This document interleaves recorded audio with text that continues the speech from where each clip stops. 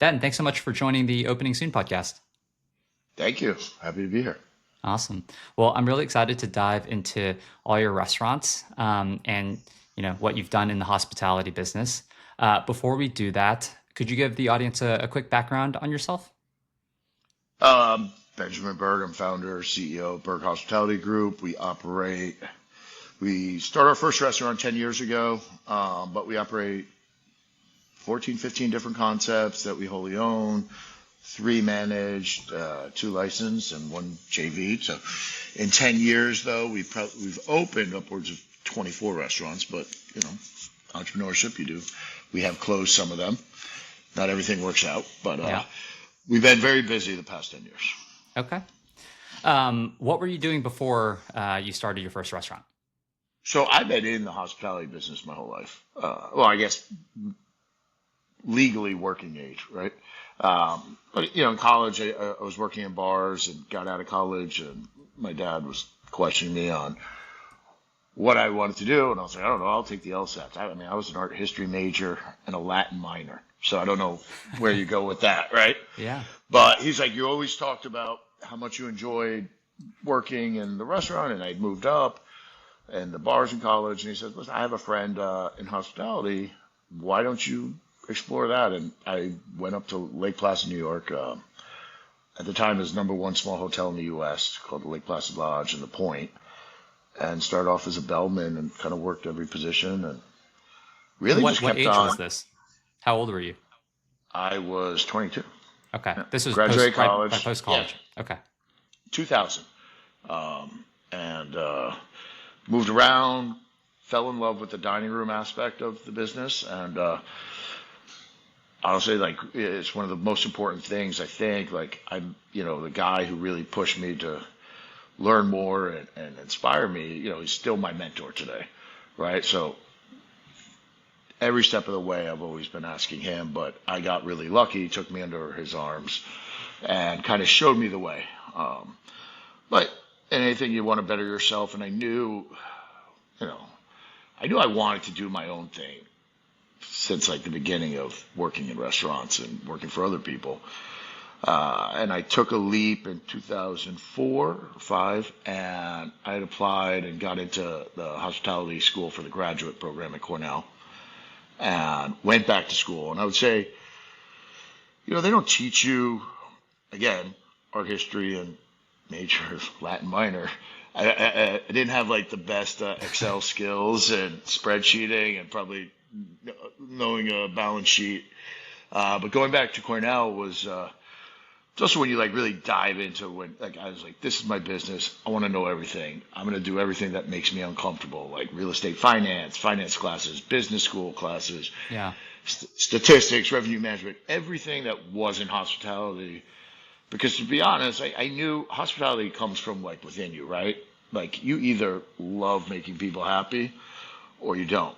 But the numbers have to pencil, and if you don't know how to do that stuff, it gets very hard. And I think I give Cornell a lot of credit for you know giving me those skills that even when I after Cornell went back to work, worked in Vegas at one of the most successful restaurants, got some experience in Mexico City, which learning Spanish in my business has been very, very helpful.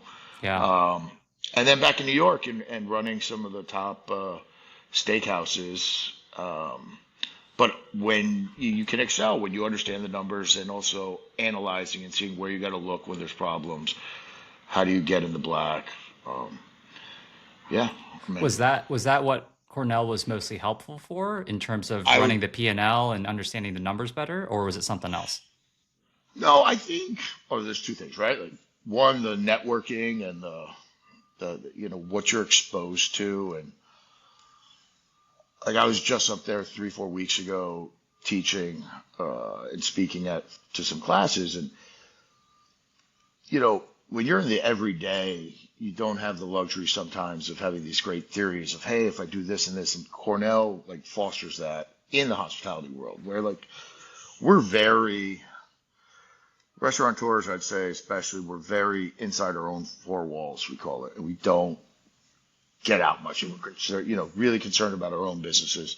But Cornell gives you that, or for me, like that ability to analyze on a bigger scale Hmm. and see things, I think, that I wouldn't see before. But I mean, just learning how to negotiate a lease, right? Yeah. Like little stuff. But when I went there, it was the height of Expedia. So everything was revenue management, the right person at the right price at the right time.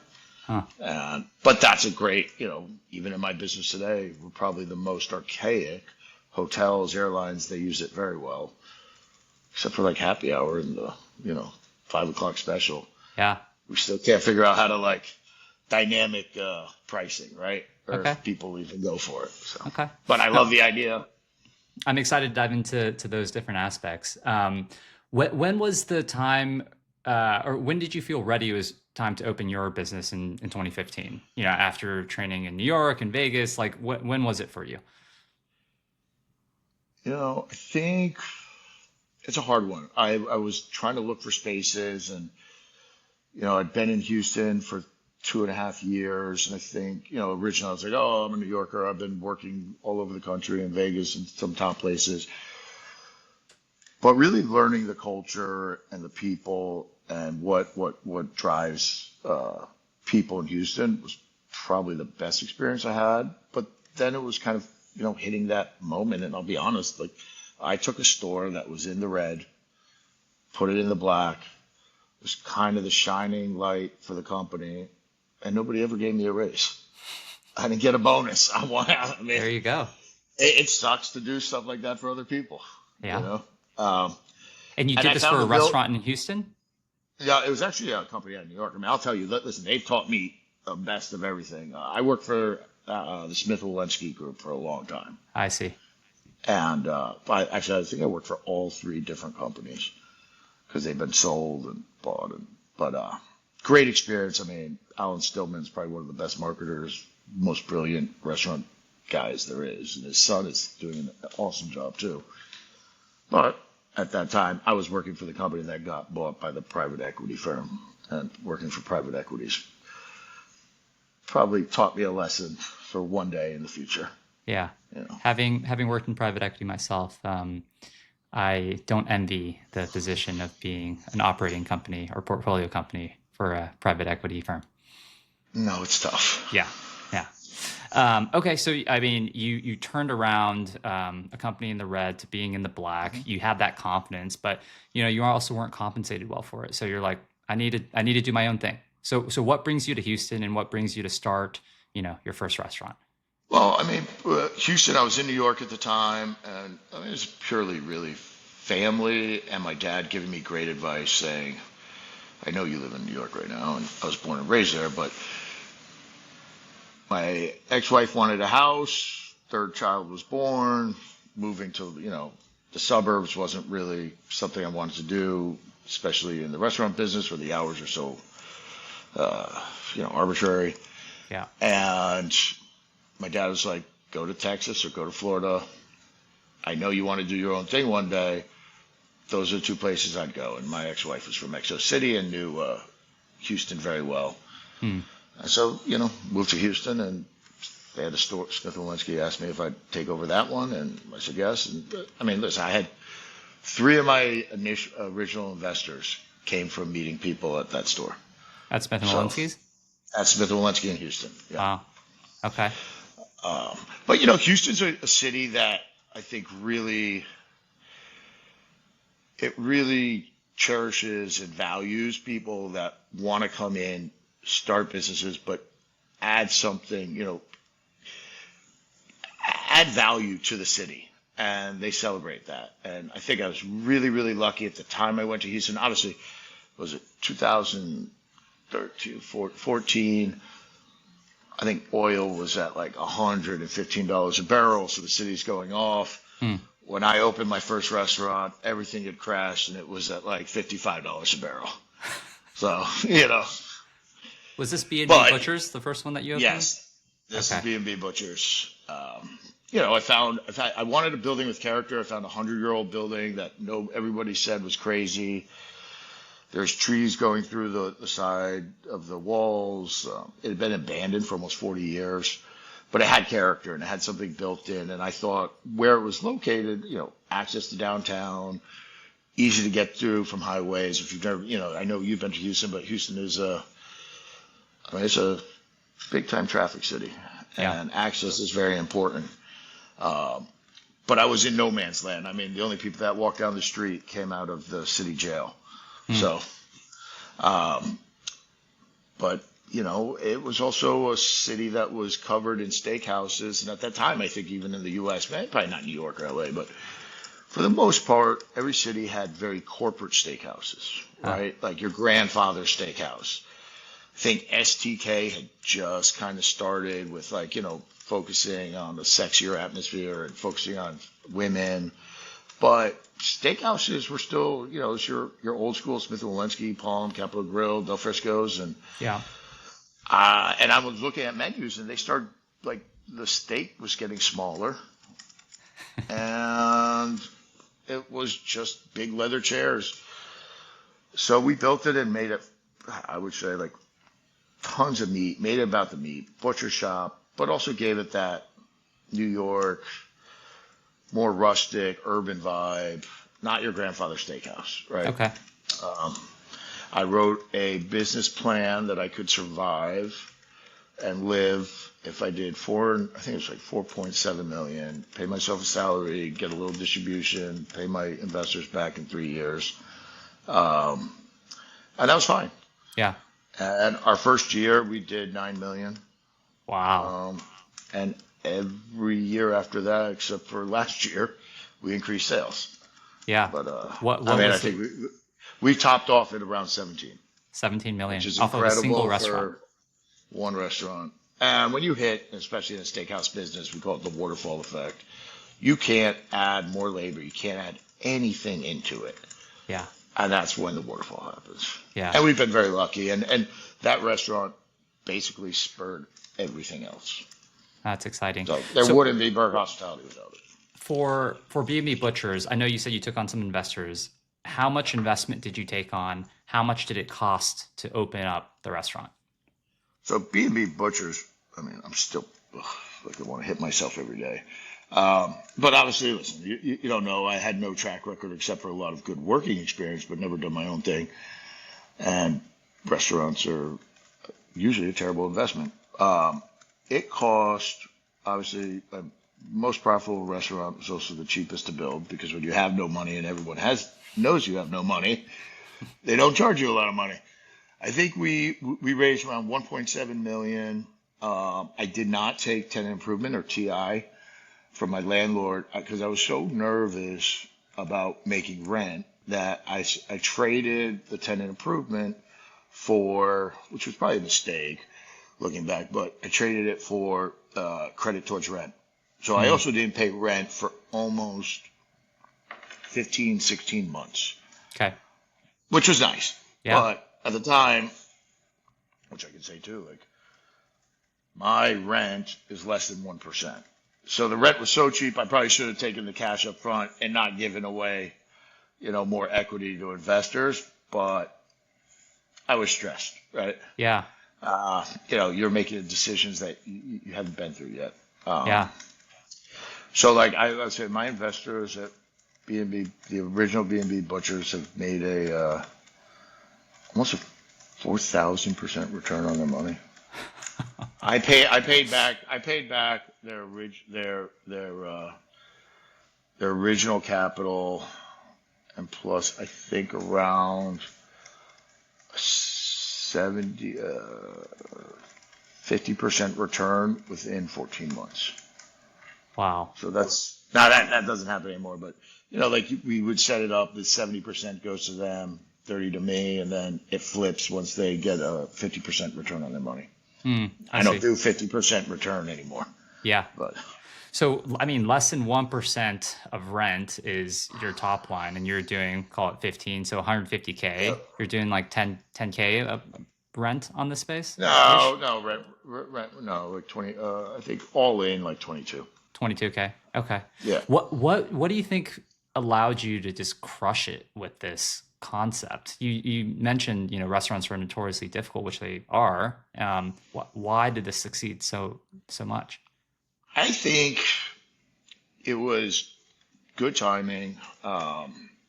Houston, Houston was in this like transition phase where, it was still, they had, very diverse city, great food, um, lots of options, but it was a really corporate kind of development atmosphere. And all the restaurants, developers or landlords, they'd go for the easy national, big brands, and they weren't open yet. What's made other cities great with food is when developers like give opportunities to startups, like local guys that really want have great concepts, and that's risky for them, and probably going to their banks and getting money from not AAA tenants, right? Yeah. Is a risk, but I also think the reward is what Houston is today, where now it's considered one of the best food cities in the U.S. But when I was there, and this is not a knock on Houston, very good food, but not great restaurants. And what I mean by that is the total package, right? The atmosphere, the service, the environment, caring about, if I'm going to charge you $100 for a steak, my bathrooms better be beautiful, right? Yeah. The chairs better be perfect. The music needs to be right. The AC, every part of the experience needs to make you escape for a couple hours. And at that time, I don't think Houston had that. Yeah. Some great restaurants, food, but not that. And other people tell me it's hard to compliment yourself, I think. But you look back, and I think we were one of the ones that really starting. Okay, let's create experiences. Let's give Houston's a huge city. People travel all over. It's amazing the sophistication with wine and everything here. And the reaction was, "Oh man, you're giving us what we could when we go to New York. I don't have to go to New York anymore." And I think they were starving for that. And then it started rolling, and then developers are getting, okay, you know what? The people want local people. They want, they don't want something from California or Arizona. They want here. Yeah. And even working at Smith and Wollensky, I saw at Smith and Wollensky. I mean, it's one of the greatest New York style steakhouses, but they would go into a city and we're New York. This is how we do it. Not, we're happy to be in Houston, and let's change things for Houston. I And see. I think anywhere you go into, understanding the community and what what they want, you don't force yourself onto them. You try to ingratiate yourself with the Yeah. community, and that's what we did. Cool. And I know with restaurants, especially full service restaurants, Yeah. margins can be tough. Some restaurants can have great top line, but Right. some are unprofitable. What can one expect from, a well-run steakhouse? Like what type of margins actually fall to the bottom line? I mean, steakhouse is a volume.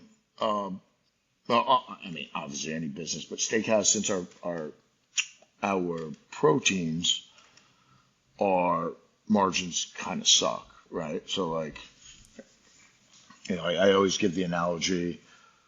We have a creme brulee on the menu for maybe $12, and that creme brulee, maybe now because eggs are more expensive, I don't know, cost me 15 cents. But I have to sell a lot of creme brulees to pay the rent, right? Yeah. We dry age, so my ribeye, we sell 22-ounce bone-in ribeye that's prime. We dry age it for 28 days. By the time it's dry age, and we butcher and it goes on the plate. Forget about electricity, gas, labor, insurance, any of those other costs. I've lost 45% of my purchase weight. So we call it yield, but I'll yield around 45, 46% on a ribeye. However, I'm selling that ribeye now for maybe $89, $96, probably 89, I think we're at. Hmm. I'm probably making like around $50, and we are selling 300 of those a night. That's real money. Yeah. But from a percentage standpoint, I think a steakhouse with great private events, because private events is something we love, right? Like I Yeah. would never open a restaurant if you don't have private event space, because that's where you bring your costs way down. So because you know what the people are ordering. They choose a menu. You purchase just for that. So I said my total COGS, and that's how we look at it, right? Food, liquor, beer, wine for a la carte. And this is good because we use a lot of filet. We have a very good lunch. We have a very good brunch. So we can use a lot of product and it doesn't go to waste. Yeah. But we're still running total probably around 32%, right, in COGS. Your average private party, we're around 25%. Yeah. So that's where you can really start making the money too. Yeah. But what falls down to the bottom line? So off of $15 million, how much can you bring home, end of the day? How much do we, or can someone? I mean, right, like rent and everything Yeah. is important. If you're comfortable sharing, how much can you bring? I can tell you. We drop around 28 to 30%, which is incredible. Net profit margin. Wow. Yeah, but not really like I don't have another restaurant that does that. That's incredible. Right? I'm very happy right now if I can get between 12 and 14%. On other restaurants. Yeah, I mean, it used to be pre-COVID, we wanted to hit 18 to 20, and that's really good management, really good watching your numbers, inventory controls. Now the cost of everything is so much higher. Yeah. The competition is so much greater. And just the habits of, the guests and the customers change so much that, we wanted a 3-year return on our money. I can't really pencil a project right now where I'm being realistic that it's not 5 years, which is tough. But I really think like being really conservative and realistic, even though I think I have a great team, one of the best teams, really knowledgeable people. If you're doing 12 to 14%, you're doing a good job. Yeah, and you're doing double, triple that. That's awesome. Just to give a sense of scale for people listening, how many people are you managing at one time in just B&B Butchers? None of your other restaurants. Just B&B Butchers, I think, has we opened. I know this number. We opened with 62 employees. I think right now they're probably between management and hourly, right around 100. Okay. But the company has grown to almost 1,400. So. Wow. So B&B Butchers is your Berkshire Hathaway. It's this cash cow that you're using to then fund other restaurants. And you've done 13, 14. Well, you've done 20 others, but now there's 13, 14 still around.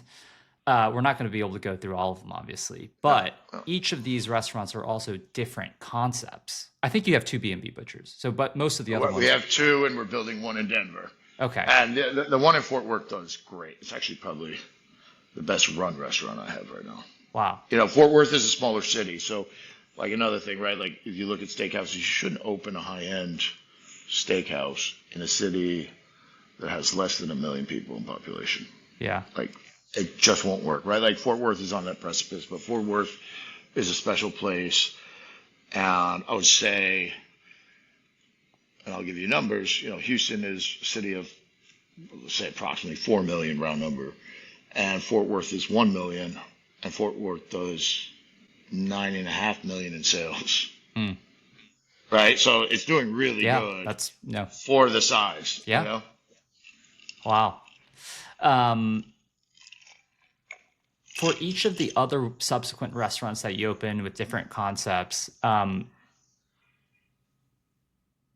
are you creating all these concepts? Are these just you, or is it your team, or how are you spotting all these opportunities?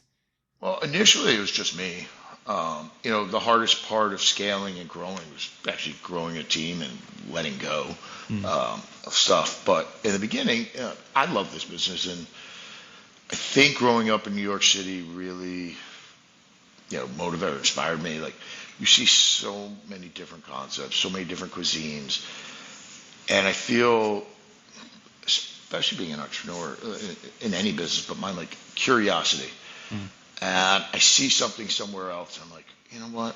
I could do that, or I love that. Let me learn about that. And I have a passion for like Italian food growing up in New York, and there's so many different ways you could do Italian.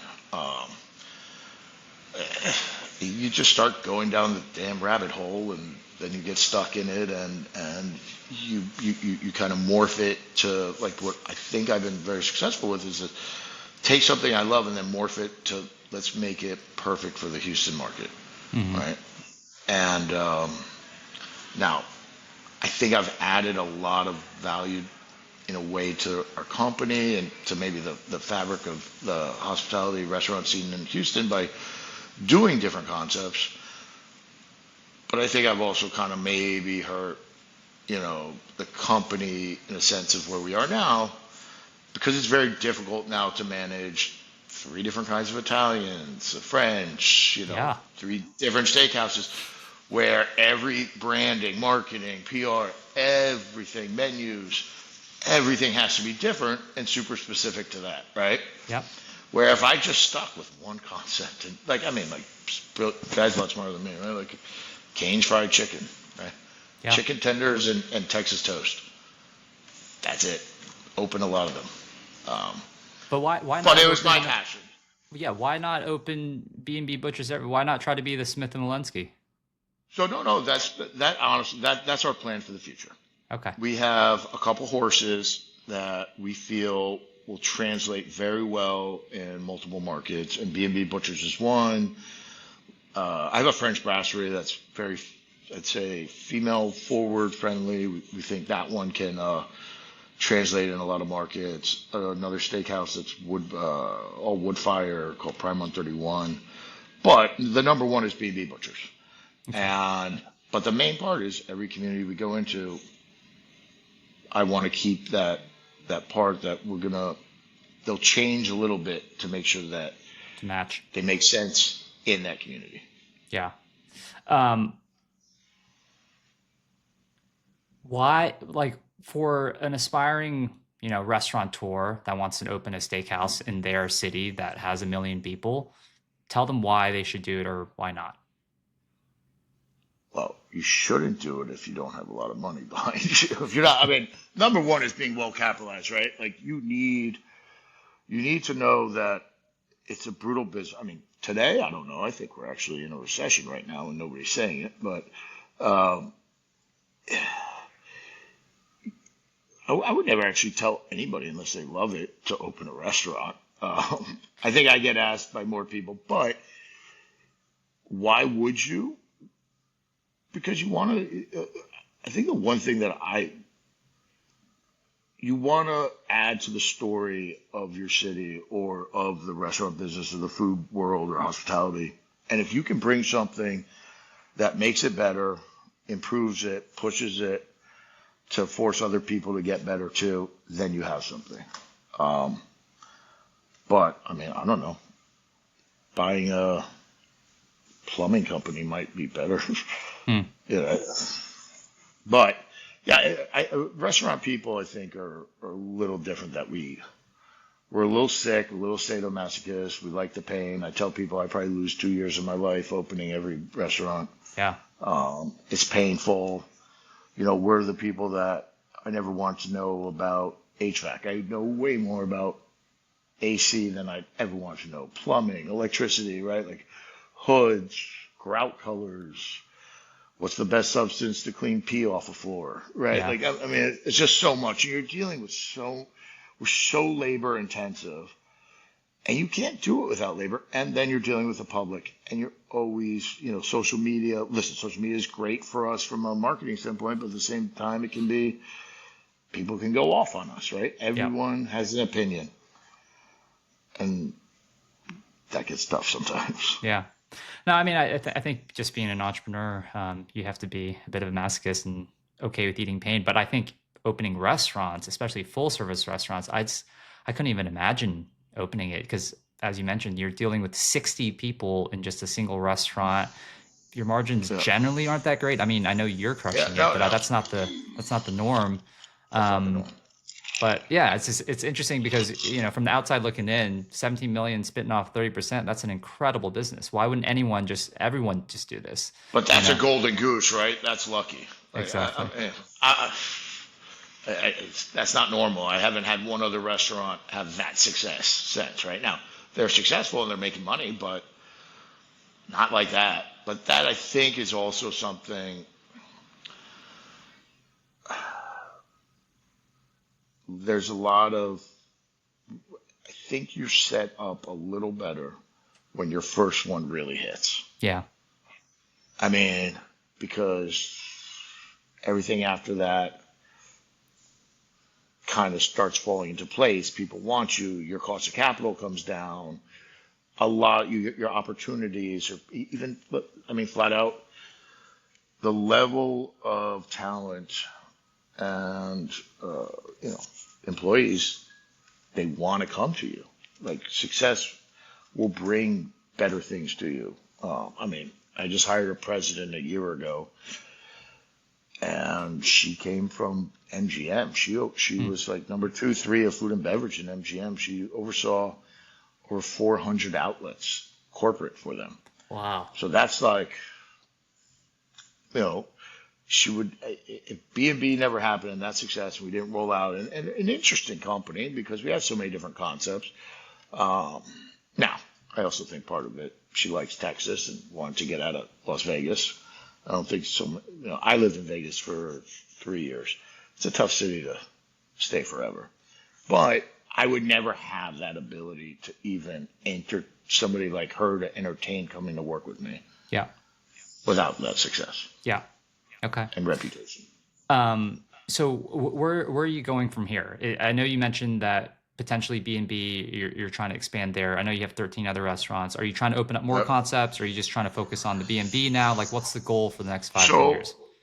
So, okay, 5 years, it is like this year, we're kind of just waiting and seeing. It's a weird market out there right now. I mean, we see it softening. I think, what's that term? Vegas is kind of the canary in the coal mine. Yeah. Um, they're Vegas is kind of very soft. soft.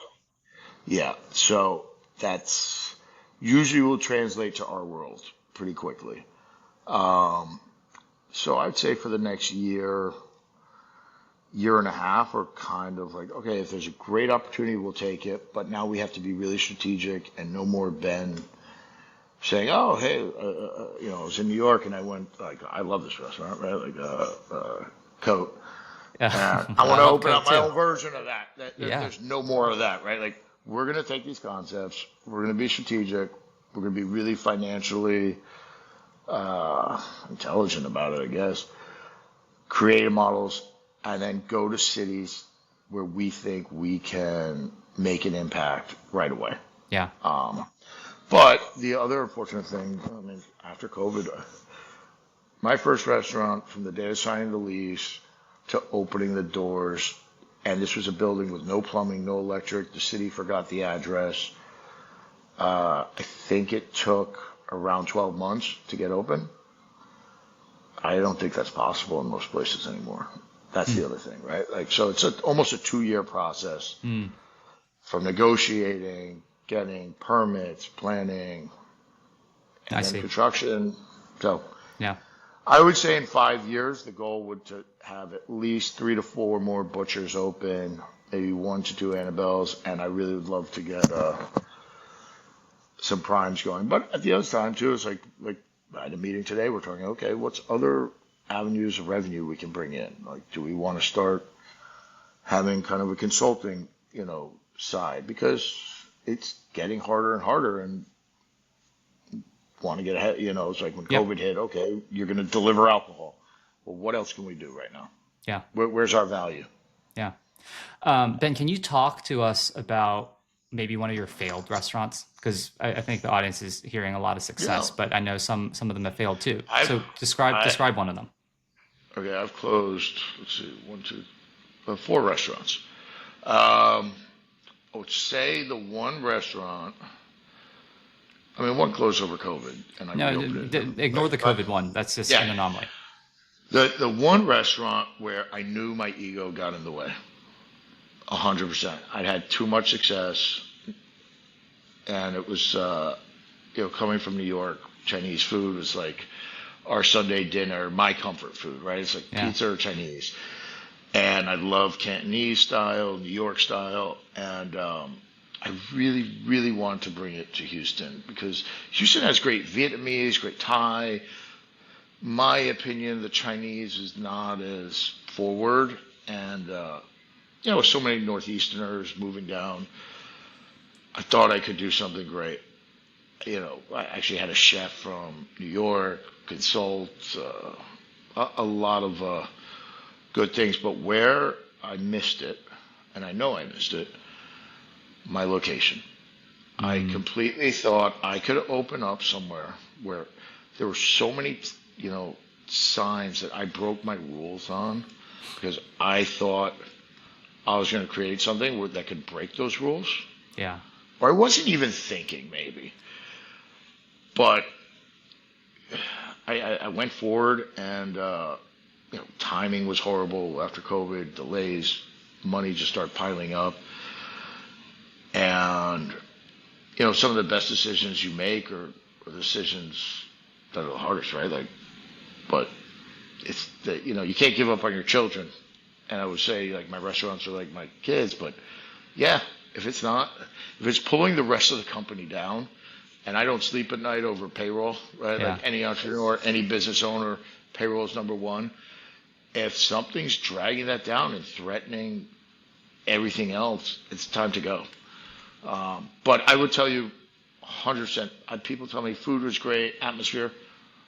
I broke all my own rules, and I know it was probably ego that I could do it so good that it wouldn't matter.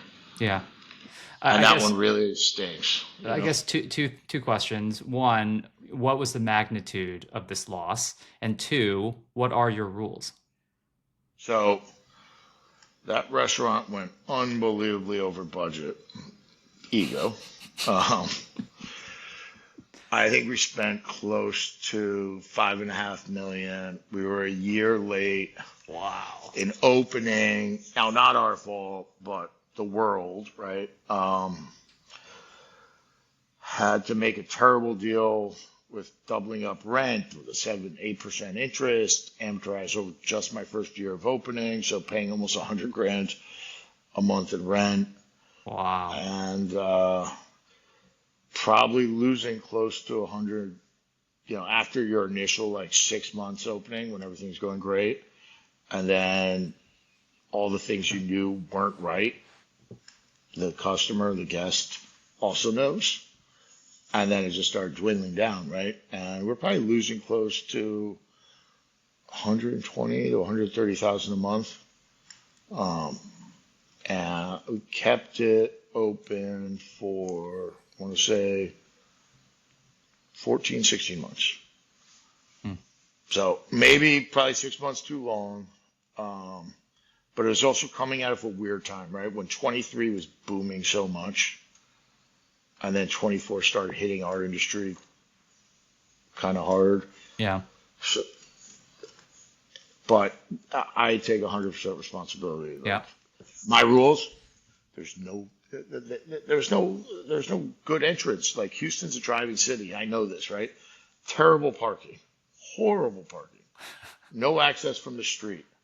I actually had we had great logos, great design, great everything. You could not the way the building was, you couldn't even see my sign on one of the busiest streets in Houston. So no access for guests, extreme confusion. Guests just didn't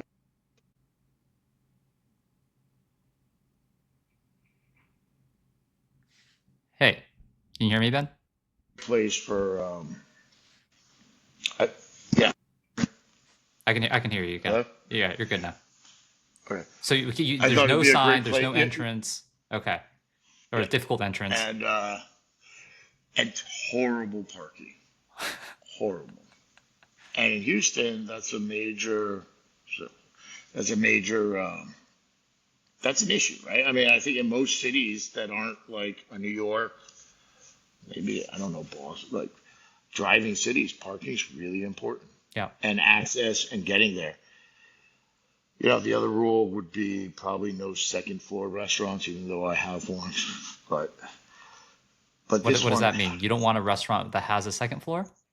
no, that is on the second floor. That you have to go up one store. That's not street entrance.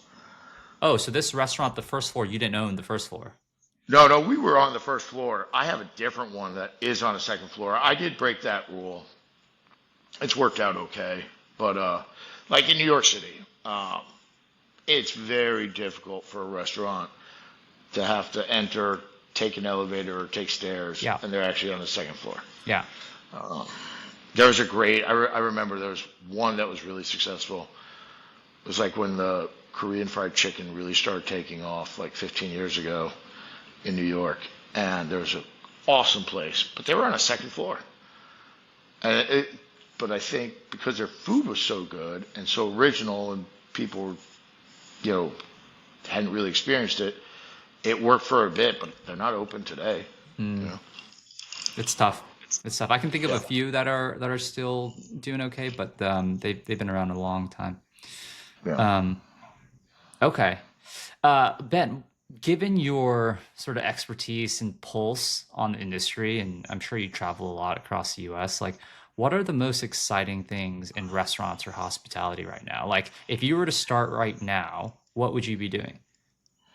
If I was going to start right now, uh, that's a tough one because I'm always trying to start something. But And, I and, mean, and like, and if you were to start something without B&B Butchers, without a cash cow, like say you're like, just starting out. This is your first that, one. so like things that get me excited right now. There's been two restaurants that I've experienced. Now, people are doing great things with, vibe and atmosphere, and there's that whole experience. But it's the core, right?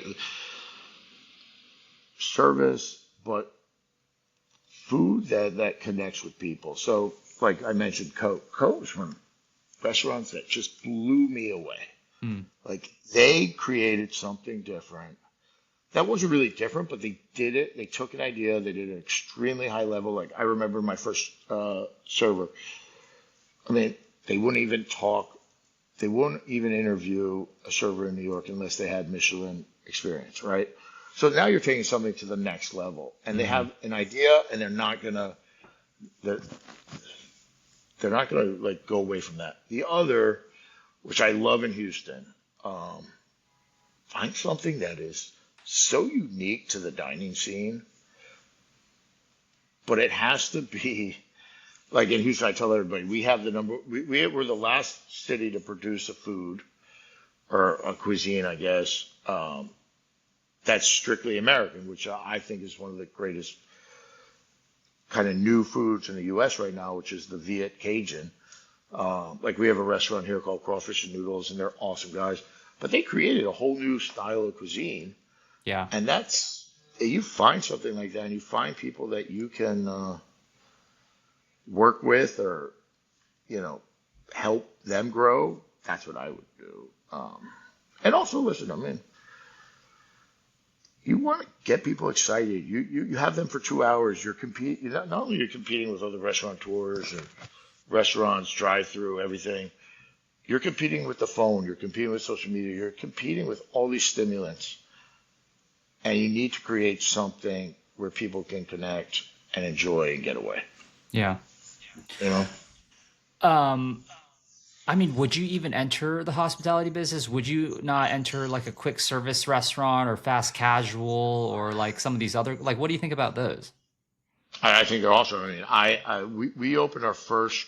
I like to call it uh, cool casual, not fast casual. So like I would say Shake Shack is a cool casual, right? Okay. Called Buttermilk Baby, and I brought Carvel ice cream down to Texas, which growing up I thought, it's the best self-serve, burgers, chicken tenders, fried chicken sandwiches, big lessons already, right? Like spent way too much and didn't have a drive-through. Most cities, right? Unless you're in New York, you need a drive-through.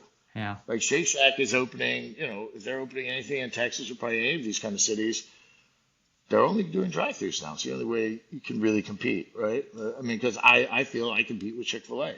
Chick-fil-A has a 4-lane drive-through lanes. It's incredible. They're Mm, really good at it, right? yeah. Um, but I mean, look at the models. I mean, what was like a Taco Bell costs? I don't know, 700, $750,000 total investment to build it out or something, right? Yeah. Probably without land acquisition.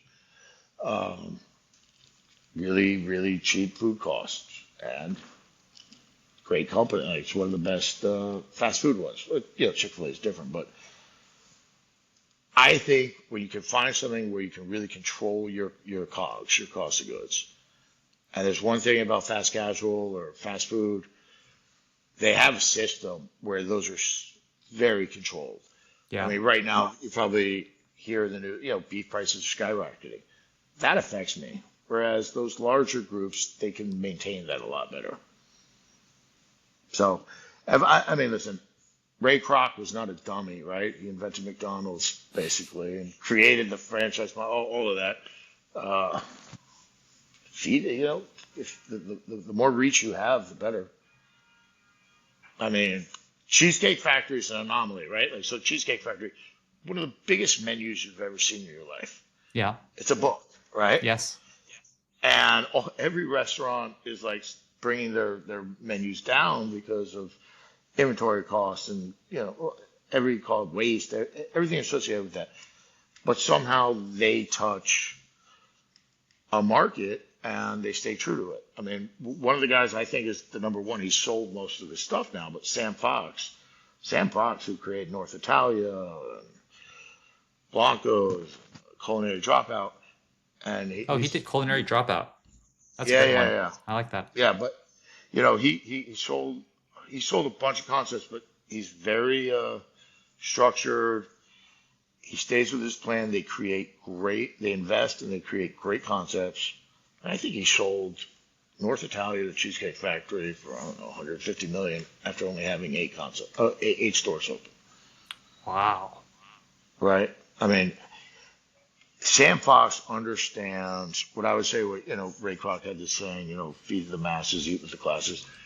Sam Fox understands America or the dining of America, and he can create a concept that will work in New York City, Atlanta, Boise, Idaho, Hmm. right? Like that's a brilliance, which I know I'm not at that, but like I respect that tremendously. And to understand the little things that connects with everybody and not just a certain market, I think, you're special if you can do that. Yeah. Ben, looking back on your 10 plus year journey, having started your own restaurants and, with all the knowledge that you've accumulated now, going back to 2015, is there anything you would have done differently? I would not have given my investors 50% return on their money and let that and not have any buyout clause and keep them in. No, I would have slowed down a little bit. I would have taken stock in what B&B was and probably capitalized on that and built that out more instead of building 15 other restaurants. Stick with it, and go with it. Now, would I have had as much fun? I don't know because I love experiencing everything, but I think that was my biggest mistake. And also, not getting serious enough when the company starts scaling. The hardest thing is when you're just growing and not getting structure in place and not realizing right away that I wasn't the structure person. And I wish I brought in people that I have now earlier that helped me structure and scale in I don't know, honestly, a smarter way, right? With experience. When you say Uh, structure, you mean a team structure, team like a structure. like a No, like a human capital, like a human personnel. capital. Okay. Right. And actually understanding my weaknesses and my strengths and handing off all my weaknesses to people that's their strengths. Hmm. If I did that sooner, I think, it would be a different story. But when you're an entrepreneur, it's hard to take a pause, right? Yeah. But like, listen, but the other side is I've done it now, right? I have an amazing team. I have great structure. and it's changed a lot. But maybe everything happens in time. I don't know. Yeah. Well, Ben, really appreciate you jumping on today. This was a fascinating conversation, and I'm definitely gonna stop by B&B next time we're back in Houston. Yeah, you gotta let me know. I will. I will. Thank you. This is fun. Awesome. All right. Well, if people want to get in touch or follow along, reach out, what's the best way for them Uh-huh. to do so? Berg at berghospitality.com. Okay. Awesome. That's the best, right? Perfect. That's All it. right. Thank you, Ben. I All right, man. appreciate it. Thank you. Bye. Nice. That was That's it. great. Good. Yeah, Cool. that was good. I mean, I think people are gonna love it. I just think people don't realize how crazy some restaurants can be. No, they don't get like this. It's just shit we deal with. Yeah. But it's like any other business. I just think we just have too many people. I mean, there's I mean, too you said you many had moving parts. 1,400 Yeah, I think across right now. 14 restaurants. That means you have No, no, 100 no, per. no. Yeah, but no, you gotta remember we have uh, uh, like our employees under managed restaurants or our employees. Everybody's our employees. Wait, say that again. What? Every what? Oh.